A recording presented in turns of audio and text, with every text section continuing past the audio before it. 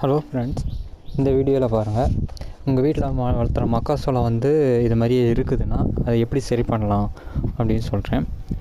இதில் 2 பூ இருக்குது. ஆண் பூவும் இருக்குது, ஒன்று பெண் பூ இருக்குது. ஆண் பூங்கிறது இப்படி இருக்கும். பெண் பூங்கிறது கீழே அந்த கருதில் இருக்கிற முடி மாதிரி இருக்குல்ல, அதுதான் கருதில் இருக்கிற பெண் பூ. அதில் மகரந்தம் ஆண்லேருந்து பெண்ணுக்கு அந்த மகரந்தம் பட்டிருக்கணும்.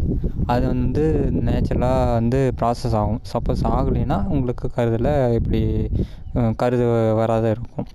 அது எப்படி சரி பண்ணலான்னா, நீங்கள் அந்த ஆண் பூவை எடுத்து பெண் பூவில் டச் பண்ணி விட்டால் போவே அந்த மகரந்தம் ஒட்டிக்கிட்டால் உங்களுக்கு கருதை நல்லா ஃபுல்லாக சோளம் வரும். அதாவது வீட்லையெல்லாம் வளர்த்துறீங்கல்ல, ஒரு செடி 2 செடின்னு வளர்த்துவீங்க, அதெல்லாம் மேக்ஸிமம் இப்படி சோளம் வராத இருக்கும்.